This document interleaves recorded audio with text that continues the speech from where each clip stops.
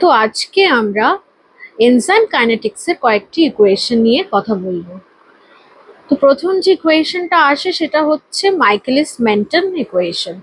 Michaelis Menten ইকুয়েশনটা দেখতে ঠিক এরকম, যেখানে initial velocity V naught is equal to V max into substrate concentration divided by km plus substrate concentration.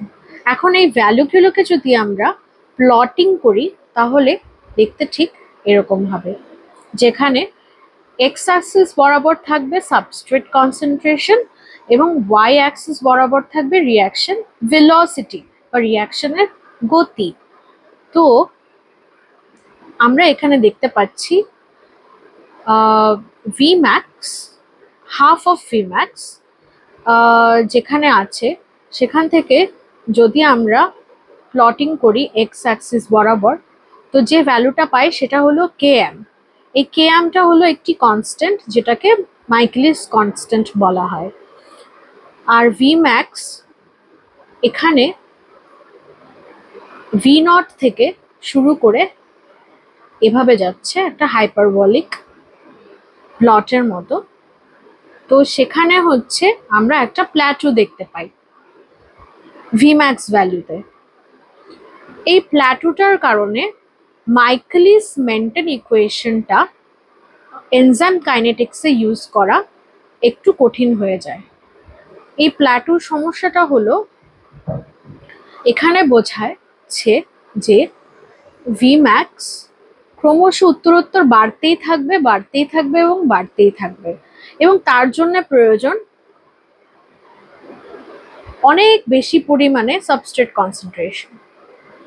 Substrate concentration এমন একটা পরিমাণে প্রয়োজন যেটা হয়তো ইনফিনিট অ্যামাউন্টে প্রয়োজন হয়ে যায়। তো সেই ক্ষেত্রে ভি ম্যাক্সটাও ওভাবে বাড়তে থাকে। তো আমরা ভি ম্যাক্সের প্রপার কোনো ভ্যালু বা একটা এক্স্যাক্ট ভ্যালু আমরা এই প্লট থেকে সংগ্রহ করতে পারি না। তো আমরা অ্যাডভান্টেজেস আর লিমিটেশনসগুলো দেখে নিই। অ্যাডভান্টেজেসের মধ্যে আছে, এটা একটা সিম্পল ম্যাথমেটিক্যাল মডেল, যেটা হচ্ছে সাবস্ট্রেট কনসেন্ট্রেশন আর রিঅ্যাকশন রেটের মধ্যে একটি সম্পর্ক স্থাপন করে। আর এনজাইমেটিক স্টাডিজের জন্য এটা একটা ফাউন্ডেশন হিসেবে কনসিডার্ড হয়ে থাকে। এর লিমিটেশনসগুলোর মধ্যে রয়েছে, এখানে যেটা বললাম ভি ম্যাক্স ডিটারমাইন করা কষ্টসাধ্য, আর এটা অ্যাজিউম করে থাকে এনজাইম সাবস্ট্রেট কমপ্লেক্সের কনসেন্ট্রেশন কনস্ট্যান্ট, যেটা ইন ভিভো বা বাস্তবিক ক্ষেত্রে সত্য নয়। এবার দেখতে পাচ্ছি Lineweaver-bark plot. Lineweaver-bark plot Michaelis মেন্টন প্লটের যে সমস্যাটি রয়েছে, যে ভি ম্যাক্সের ভ্যালু বের করা, সেই সমস্যা থেকে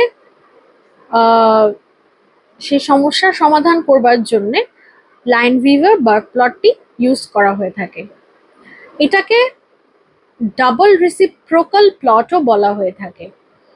তো লাইনউইভার-বার্ক প্লটে আমরা দেখতে পাই সবগুলো ভ্যালু মাইকেলিস মেন্টন ইকুয়েশনের যে সবগুলো ভ্যালু সেগুলো রেসিপ্রোকাল হয়ে গেছে, উল্টে গেছে।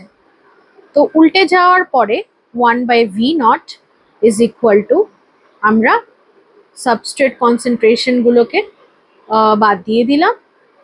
এরপর যে ইকুয়েশনটা রয়েছে সেটাকে এভাবে সাজিয়ে নিলাম, যেটা হলো 1/v0 is equal two km by vmax into 1 by substrate concentration plus 1 by vmax, যেটাকে আমরা y is equal to mx plus c হিসেবে সাজাতে পারি।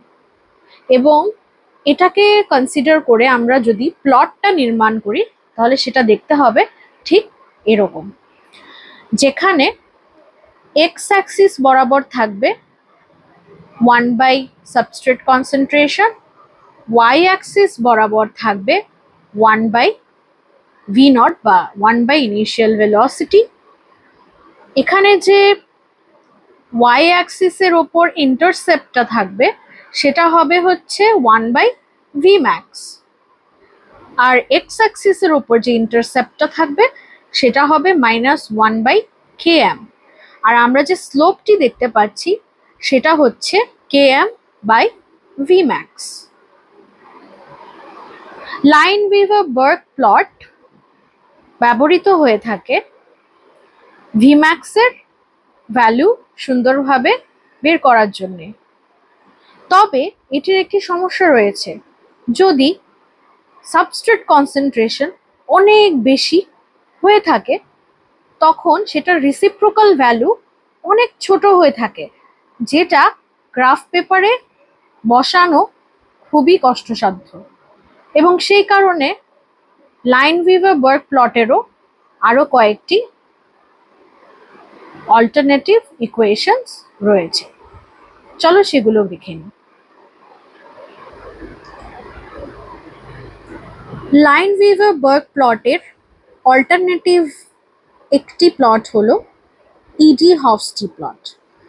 তো ইডি-হফস্টি প্লটে প্রথমে আমরা লাইনভিভার-বার্ক প্লটটাকে নিয়ে নিলাম, এবার দুপাশে ভিম্যাক্স দিয়ে গুণ করে দিলাম। এরপর আমরা যে ভ্যালুটা পাই সেটা হলো Vmax is equal to V naught into K M plus substrate concentration by substrate concentration. এবার এটাকে সাজিয়ে নিলাম, সাজিয়ে নিয়ে আমরা কি ভ্যালু পেলাম, এটা যেটা হলো V naught is equal to K M minus K M V naught by substrate concentration plus V max, যেটাকে আমরা Y equal to M X plus C এই ইকুয়েশনে সাজাতে পারি। এবং সাজানোর পরে আমরা যে প্লটটা পাবো সেটা দেখতে হবে ঠিক এরকম, যেখানে এক্স অ্যাক্সিস বরাবর থাকবে V naught by substrate concentration আর ওয়াই অ্যাক্সিস বরাবর থাকবে ভি নট। এখানে ওয়াই অ্যাক্সিসের ইন্টারসেপ্টে থাকবে হচ্ছে ভি ম্যাক্স আর স্লোপের ভ্যালু থাকবে হচ্ছে মাইনাস কে এম।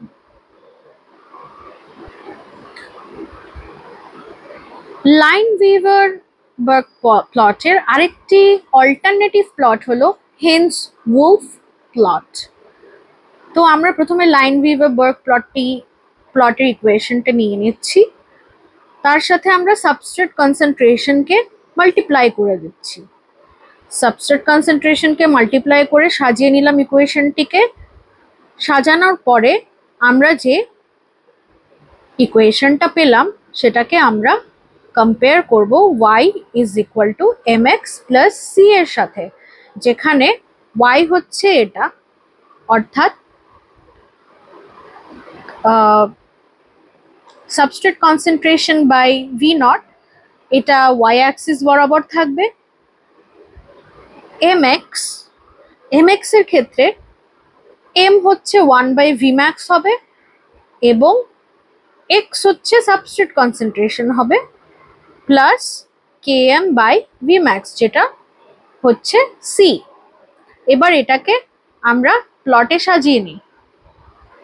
সাজাবার পরে আমরা দেখতে পাচ্ছি এক্স অ্যাক্সিস বরাবর রয়েছে সাবস্ট্রেট কনসেন্ট্রেশন, ওয়াই অ্যাক্সিস বরাবর রয়েছে substrate concentration by V nought, Y অ্যাক্সিসের ইন্টারসেপ্টে রয়েছে K M by V max, X অ্যাক্সিসের ইন্টারসেপ্টে রয়েছে মাইনাস কে এম এবং স্লোপ হিসেবে রয়েছে 1 বাই ভি ম্যাক্স। তো আজকে এ পর্যন্তই ছিল। আশা করি কিছুটা হলেও ইকুয়েশনগুলো তোমাদের কাছে বোধগম্য হয়েছে। যদি আরও কোনো প্রশ্ন থাকে নিশ্চয়ই কমেন্ট বক্সে দিতে ভুলবে না।